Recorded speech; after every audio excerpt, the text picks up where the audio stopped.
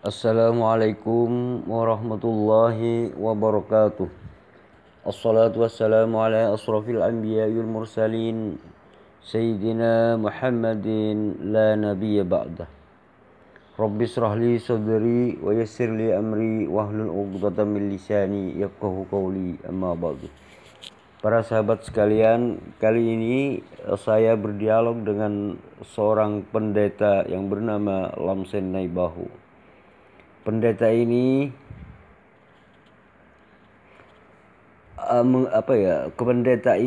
mengalami kebuntuan dalam berdiskusi dengan Hasan Madura. Dukung terus channel ini, mudah-mudahan dukungan Anda dibalas oleh Allah Subhanahu wa Ta'ala dan diberikan hidayah kepada Anda sekalian, dan juga dimudahkan segala urusannya, dan mudah-mudahan Anda dijadikan orang yang sukses fid dini wad dunya wal akhirah. Amin amin Allahumma amin. Selamat menyaksikan keseruan dialog ini. Nah, itulah. Saya tidak penasaran kepada ocehanmu ini. Saya menilai kamu itu bodoh, tolol. Kenapa? Kamu sudah tidak yakin Yesus tidak tersalib. Tapi Yesus yang tersalibkan itu menurut Alkitab kamu ajarkan kepada saya tidak mati. Artinya kamu meyakini itu Yesus tersalib tapi tidak mati. Itu menunjukkan ketololan. Nggak sadar kamu tolol. Terpaksa saya berkata seperti itu. Kamu menyalahkan saya tidak sesuai dengan ajaran Alkitab yang tidak kamu yakin benar. Yesus tidak tersalib, cuma ditombak. Artinya apa yang dicatat Alkitab itu tidak benar. Kamu paksakan saya harus mengakui yang tidak benar. Kan gila kamu di situ, tolol. Saya terpaksa, maaf ya. Saya tidak pernah berkata seperti itu. Tapi ya dipaksa oleh kamu. Kamu sudah yakin bahwa itu tidak benar terjadi, tapi kamu paksakan supaya saya mengakui itu. Yesus masih hidup di palang salib. Apa seperti ini manusia ini? Saya sudah malas dengan kamu, Hasan Madura. Kamu hanya bikin karang-karang saja. Tidak berdasar kamu omongan. Mana saya percaya kepada kamu. Saya bukan penasaran, tapi saya geli. Muak saya mendengarnya.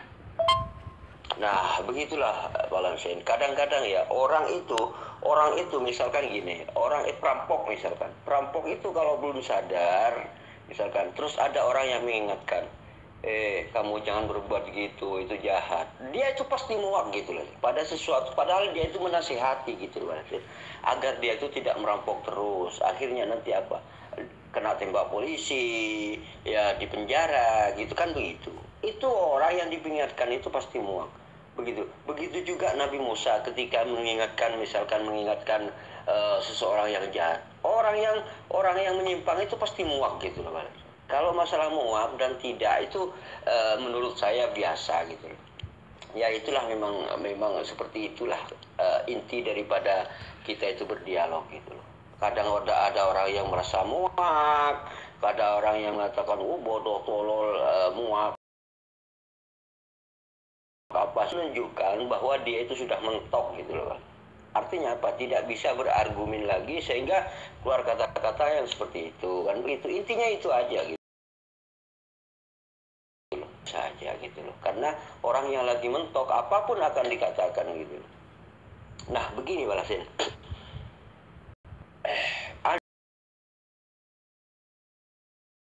Itu seperti apa gitu loh. Begini Pak Lamsen, walaupun orang itu dipaku misalkan gitu ya, ini bukan bicara tentang Alkitab, bukan bicara tentang Al-Quran kan begitu. Nah, orang yang disebut dengan mendapat hukuman salib itu mati, itu tidak termasuk di hukum salib itu Pak Lamsen. Catat ini, orang itu kan termasuk hukuman salib gitu. Walaupun dia itu digantung apa segala macam, tidak salib. Orang yang disebut dengan disalib itu namanya itu apa ya? Dia itu pasti dipotong kakinya, pasti mati gitu loh. Maka disebut dengan hukuman salib. Kalau misalkan tidak mati, dan tidak dipotong, itu bukan hukuman salib. Walaupun begini Bang Sen, intinya hukuman salib itu begini, walaupun dia itu sudah kelihatan mati, pasti dipotong kakinya, gitu loh. Pasti dipotong kakinya gitu loh. Nah anehnya ini anehnya Yesus tidak dipotong, Yesus dan keburu cepet-cepet diturunkan, kemudian cepet-cepet dibawa sama seseorang gitu. Dan orang ini berdiskusi dengan Pilatus gitu. Pilatus ini kan yang anggaplah yang berkuasa pada waktu itu, berkuasa di Yahudi maksudnya. Karena apa? Karena Pilatus semua yang dari Romawi ini gitu, yang menguasai Yahudi itu zaman dulu kan gitu. Nah maka orang ini berdiskusi dengan Pilatus, makanya cepat-cepat diturunkan dan cepat-cepat diangkut, tidak dipotong kakinya Yesus ini. Dan kemudian Pilatus sendiri dia itu mendapat desakan dari istrinya agar supaya jangan menghukum Yesus gitu. Karena istrinya ini bermimpi terus-terusan, jangan pernah menghukum Yesus. Maka disinilah kebingungan Pilatus gitu. Kebingungannya di sini gitu. Di sisi lain dia itu harus mengikuti orang-orang Yahudi, rabi-rabi Yahudi. Di sisi lain dia itu tidak mau menghukum Yesus. Nah disinilah pasti dia itu mempunyai cara-cara tersendiri untuk menyelamatkan Yesus gitu. Agar supaya tidak dampak kepada Yahudi, tidak kelihatan oleh orang-orang Yahudi, dan juga seolah-olah Yesus ini disalib gitu. Kemudian Pilatus sendiri dia itu mempunyai tim yang khusus, artinya orang-orang Yahudi yang masih ngikut Yesus, dia itu selalu ingin menurunkan Yesus cepat-cepat dan ingin membawa Yesus ke kuburan. Nah setelah malamnya dia itu ada yang membawa rempah-rempah, ada yang mengobati Yesus. Ini kalau orang Yahudi kalau mati itu gak ada di kuburannya membawa rempah-rempah, itu gak ada. Setelah malamnya itu gak ada, apalagi hari yang kedua, hari yang ketiga membawa rempah-rempah gitu, gak ada orang Yahudi itu. Nah di sini ada apa? Kalau memang Yesus itu mati malamnya itu kok dibawain rempah-rempah, ini adalah misi pengobatan gitu. Karena apa? Karena orang yang menurunkan, orang yang meminta kepada Pilatus ini ahli di dalam pengobatan semua gitu. Yahudi Arimatia ini adalah bukan Arimatia ya, apa namanya? Pokoknya ada tia-tianya lah, lupa saya. Ini ramuan-ramuannya gitu loh. Ini yang perlu Anda Pak Lamsen ketahui gitu loh. Yang sampah sana sudah muak saya. Tidak betul kamu itu, sudah kayak ada stres kamu itu, sudah stres kamu itu. Begini Pak Lamsen, sudah terbiasa gitu loh Pak Lamsen. Kalau misalkan gini, ada orang jahat gitu, kemudian diperingati, kamu jangan merampok gitu, dia tuh pasti marah-marah gitu loh Pak Lamsen. Makanya dari itu kalau Bapak Lamsen marah-marah ke saya itu biasa aja menurut saya gitu. Biasa aja. Itu sebenarnya menunjukkan kalau Pak Lamsen sudah marah-marah, berarti sudah Pak Lamsen itu adalah menandakan bahwa Pak Lamsen itu mentok, tidak punya argumen sama sekali, tidak bisa membantah apa yang ada di dalam Kristen itu sendiri gitu. Padahal itu Alkitab Anda sendiri yang mengatakan bahwa yang di tiang salib itu adalah manusia terkutuk. Nah ini Tuhan yang mengutuk gitu. Nah kalau Tuhan yang mengutuk, orang itu pasti sudah jahat gitu. Buktinya Tuhan mengutuk Israel yang banyak membangkang gitu loh. Semua yang dikutuk Tuhan itu orang jahat Pak Lamsen. Dan Tuhan juga mengutuk, terkutuklah di tiang salib. Artinya yang di tiang salib pun dikutuk oleh Tuhan. Masa Anda mau menyembah orang yang terkutuk, yang dikutuk Tuhan begitu? Ini Tuhan yang mengutuk loh Bang Sen. dan Anda mau menyembah yang dikutuk Tuhan. Fir'aun dikutuk sama Tuhan, itu. Jangan Anda sembah gitu loh.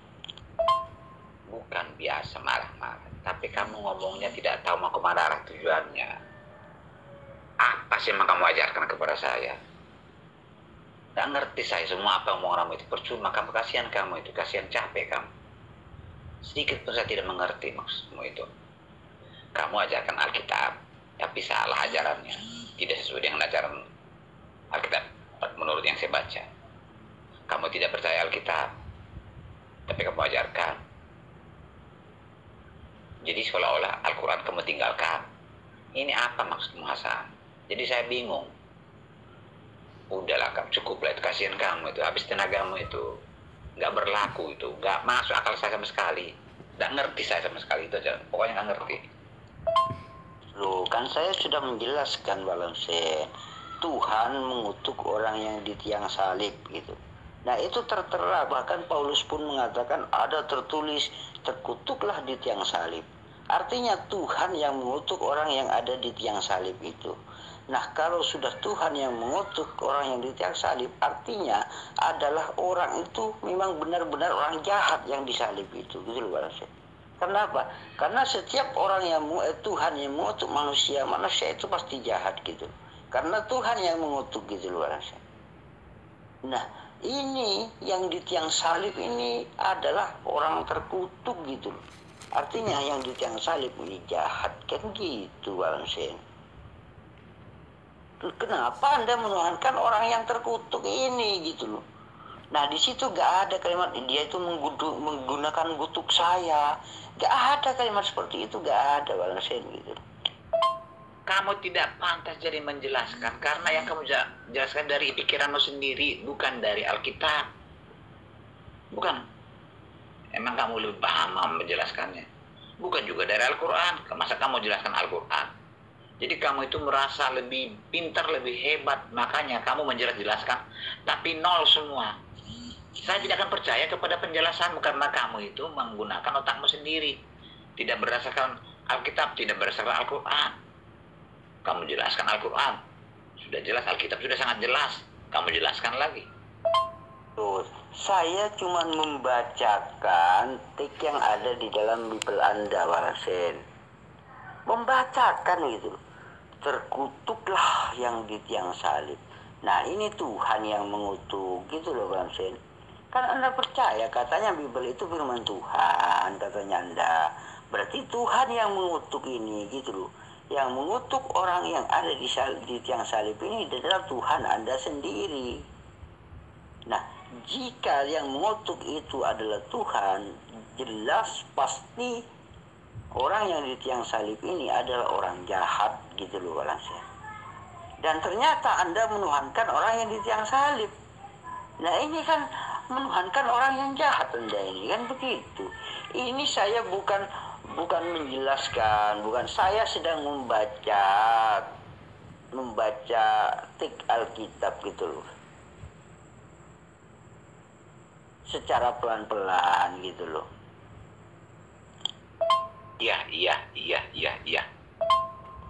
Loh, kok iya. Tuhan Anda mengutuk orang yang di tiang salib gitu loh, Balamsen. Banyak buktinya kalau Tuhan itu mengutuk sesuatu atau mengutuk orang, itu adalah orang jahat. Orang Israel misalkan dikutuk oleh Tuhan. Nah, orang Israel ini jahat gitu loh. Nah, kemudian sekarang Tuhan mengutuk yang di tiang salib. Artinya yang di tiang salib itu orang jahat juga gitu loh. Masa orang jahat Anda Tuhan kan begitu, Balamsen.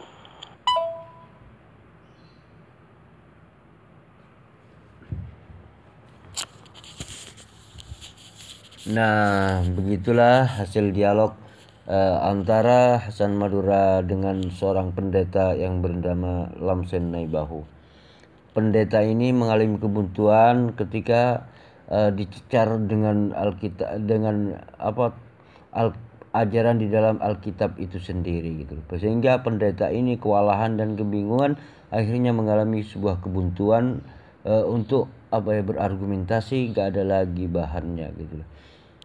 Terima kasih, sampai di sini video ini. Assalamualaikum warahmatullahi wabarakatuh.